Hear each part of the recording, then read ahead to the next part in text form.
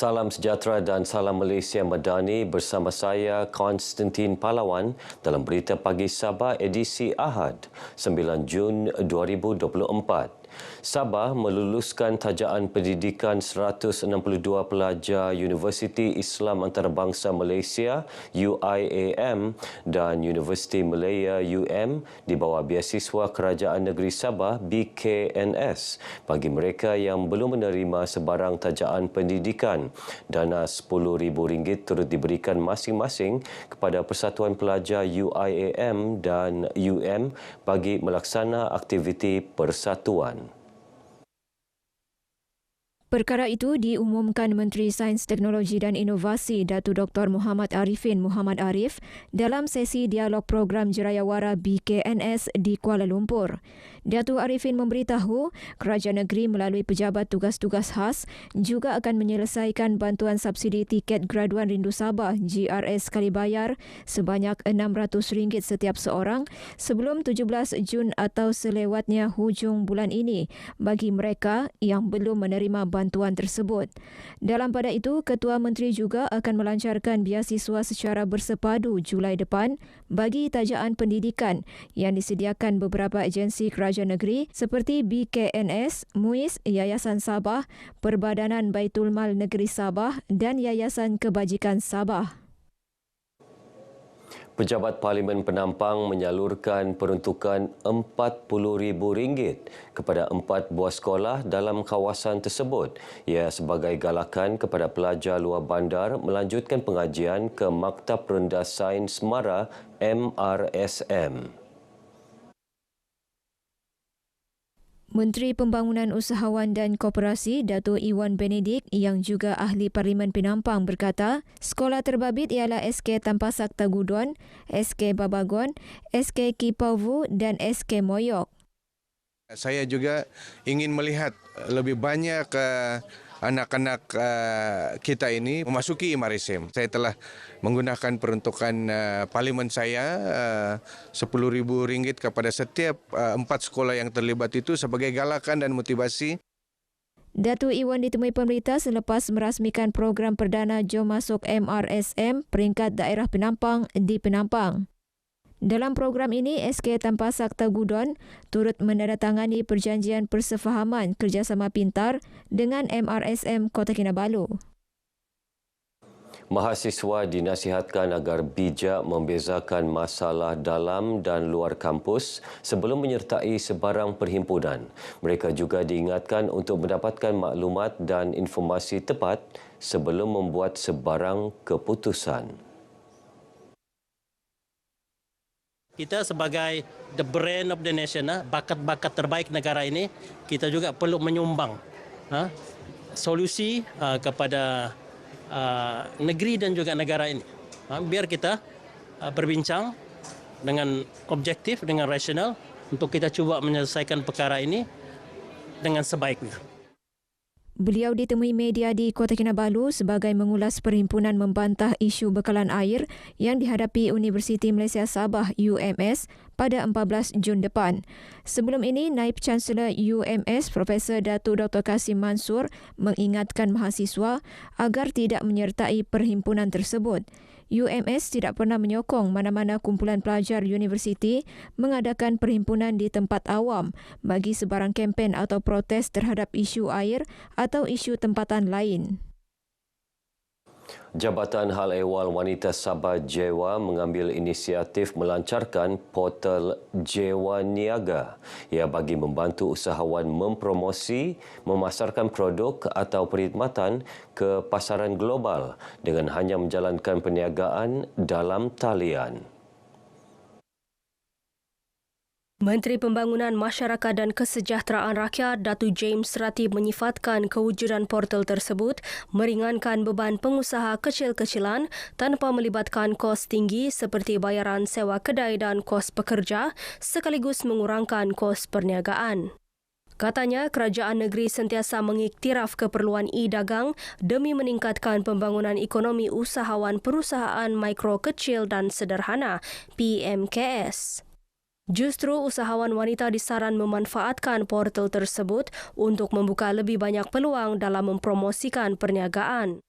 Beliau menyatakan demikian ketika merasmikan pelancaran portal Jewa Niaga di Kota Kinabalu. Teksnya disampaikan Pembantu Menteri Pembangunan Masyarakat dan Kesejahteraan Rakyat, Datu Flovia Eng. Penganjuran perlumbaan perahu naga antarabangsa Anjuran Gabungan Persatuan Cina Sabah FCAS berupaya mempromosikan Sabah ke peringkat antarabangsa. Dalam masa sama, menjadi platform kepada golongan belia menyertai acara berprestij ini selain menyumbang pendapatan negeri menerusi kemasukan pengunjung dari dalam dan luar negara. Kita harap ini akan memberi impact dan supaya orang-orang atau rakyat antarabangsa ini yang tidak mengenali negeri Sabah dapat mengenali dalam media-media laporan-laporan yang kita dapat daripada perlumbaan naga ini. Dato' Elron berkata demikian kepada media selepas merasmikan acara Dragon Fun Run di Teluk Likas, Kota Kinabalu. Tahun ini perlumbaan perahu naga antarabangsa disertai 145 kumpulan melibatkan peserta dari luar negara, antaranya Brunei Darussalam, Singapura dan Indonesia. Acara berakhir hari ini mempertandingkan 11 kategori. Sementara itu, Presiden FCAS Tan Sri Dr. T.C. Goh berkata perlumbaan perahu naga antarabangsa bagi tahun depan akan diadakan pada 16 hingga 18 Mei 2025. Tarikh itu dipilih seiring maklumat mereka untuk menyertai pertandingan serupa di China pada Jun 2025. Beliau berkata pelaksanaan tarikh tersebut juga memberi peluang kepada peserta dari negara China menyertai pertandingan di Sabah sekaligus menyambut perayaan Pesta Keamatan bersama. Perubahan ini bukan saja selaras dengan kemahuan kita kumpulkan perayaan Perahu Naga dan juga Harvest Festival dalam bulan Mei. Tujuan yang lebih penting ialah supaya pasukan kami akan dihantar ke negeri China untuk bertanding dalam bulan 6. Dan kita berharap bulan 5 dalam Pesta Keamatan juga pasukan-pasukan dari negara China akan datang ke Sabah untuk mengambil bahagian. Tan Sri Dr. T.C. Goh berkata demikian kepada media dalam perlumbaan peringkat awal perahu naga antarabangsa FCAS di Teluk Likas, Kota Kinabalu. Lebih 1,000 orang menjayakan program Sabah Sihat peringkat zon Tawau yang berlangsung di Kompleks Sukan Tawau. Acara dirasmikan Ahli Parlimen Kalabakan Datuk Andi Muhammad Suryadi Bandi. Bercakap kepada pemberita, beliau menasihati masyarakat agar membudayakan gaya hidup sehat menerusi pemakanan dan kehidupan seharian. Kita juga mengharapkan setiap daripada masyarakat itu maklum berkenaan kesihatan masing-masing buat medical check up regularly. Kerana kita tidak semestinya orang itu nampak sihat, dia sebenarnya tidak ada penyakit. Orang yang kurus tu tidak semestinya ada sihatlah. Dalam pada itu, Datuk Muhammad Suryadi memaklumkan pihaknya akan menyediakan dan menambah bayi gelanggang sedia ada di kawasannya bagi menggalakkan penduduk bersukan. Dewan Bandaraya Kota Kinabalu DBKK sekali lagi memberi amaran kepada peniaga dan pengusaha restoran agar tidak menyimpan makanan dalam tong sampah hitam. Setakat ini, hampir 10 pengusaha restoran dikesan berbuat demikian.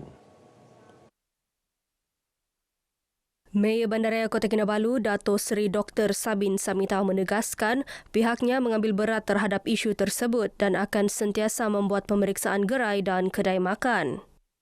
Dewan Bandaraya Kota Kinabalu daripada dahulu lagi tidak membenarkan penyimpanan makanan di dalam tong sampah yang berwarna hitam itu. Kalau kita dapati ada di antara peniaga-peniaga tadi menyimpan makanan di dalam tong sampah yang berwarna gelap itu, kita akan mengambil tindakan kepada mereka. Kita memang tidak benarkan. Datuk Seri Dr. Sabin berkata demikian kepada media ketika ditemui dalam program Carnival Community at Kota Kinabalu di Kota Kinabalu. Program anjuran di BKK itu disambut meriah dengan 398 penyertaan warga bandaraya. Pelbagai aktiviti menarik diadakan, antaranya pertandingan pertunjukan fashion bertemakan alam sekitar bagi kanak-kanak, pertandingan melukis dan mewarna, pertandingan reka cipta dan pertandingan gitar semula isi rumah. Ia antara lain bertujuan memberi kesedaran khususnya kepada kanak-kanak mengenai kepentingan menjaga alam sekitar.